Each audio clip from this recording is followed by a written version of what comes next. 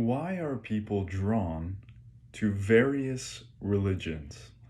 One of the main reasons is that religion can provide an escape. I had to study religions during my undergrad program at college, and many of them offer legitimate escapes from life, from your experiences, and they promise something better. One of the reasons why I am drawn to and believe in Christianity and following Christ is that He doesn't call us to escape from our realities while we live on earth, but rather, through the good news of the gospel, we are able to face our realities, our hardships, our pain with gospel hope. And in this passage for today, uh, we find this author in a very difficult time. In Psalm 74, it says in verse 9, "We are given no signs from God, no prophets are left, and none of us knows how long this will be." I mean, that's a pretty bad place to be in. No signs from God, you're not seeing Him work in your life or in your community. No prophets left. You're not hearing His voice. There's no clarity. You don't know which direction to turn. And to make it much worse, you don't know how long it's going to last. One of the reasons why I believe the pandemic of COVID was so challenging for everyone is that there's no end in sight. We were unsure of when the vaccines were going to come, and that in itself is a conflict, a challenge, a pain. And in Psalm 77, he is just at his wit's end. And as a pastor at this church, I know that many of you are in very difficult seasons. Many of you are transitioning. Us as a church, we're transitioning.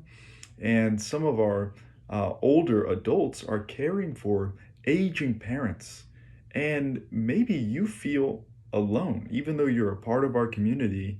You feel like answers aren't coming clearly. Maybe you feel distant from God.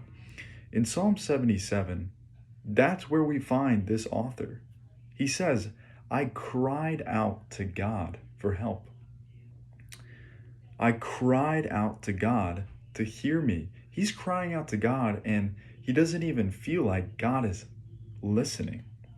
"When I was in distress, I sought the Lord. At night I stretched out my untiring hands, and I would not be comforted."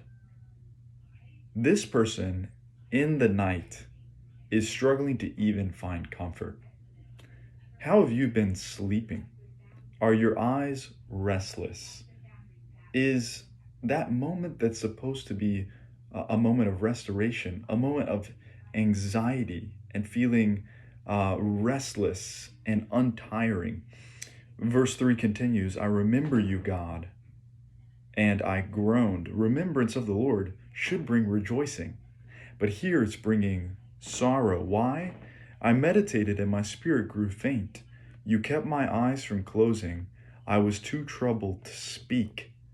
I thought about the former days, the years of long ago.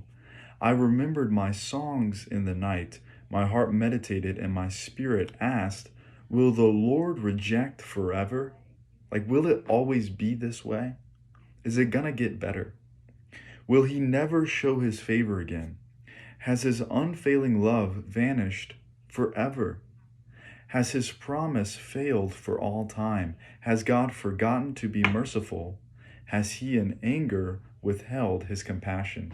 Look, even though we know God doesn't forget us, even though we know, intellectually that He's merciful, there are seasons where it's hard to believe this. So in our heart, we feel like, when is this going to end? When is this going to get better? Is it always going to be this way? I don't know if I can last. I don't know if I have enough strength to last through the season. God, where are you? Like, are you even listening? Do you even feel what I'm feeling? Because it doesn't seem like that's the case. But in verse 10, there's a transition. And even though he feels alone and seemingly there's no response from God, in his own mind, it says, "Then I thought, to this I will appeal, the years when the Most High stretched out his right hand. I will remember the deeds of the Lord. Yes, I will remember your miracles of long ago. I will consider all your works and meditate on all your mighty deeds." If what I've just described is your current reality, first off, I encourage you to be as honest with God as this person is doing.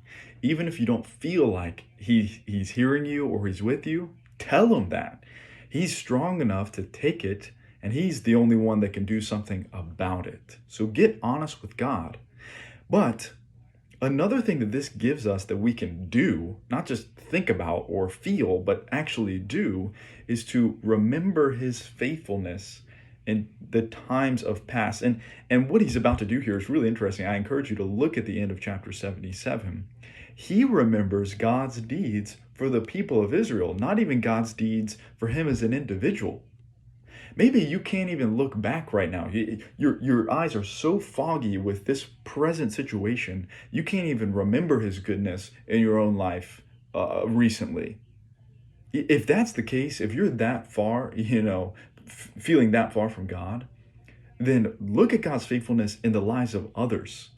Has he carried other people that you know of through similar situations? One of the only ways that you're going to be able to know and remember his faithfulness to other people is by talking with them. Look, if you're in this situation, you're not going to be able to make it if you remain alone. You need to confess things, get it off your chest, talk about how you're doing, not just to God, but to others. And that's what the church is for. I want to close with a reminder from James. Confess your sins to one another and pray for one another so that you may be healed. And the same principle applies to burdens. Get your burdens off of your chest to God and to others so that you can experience healing this week.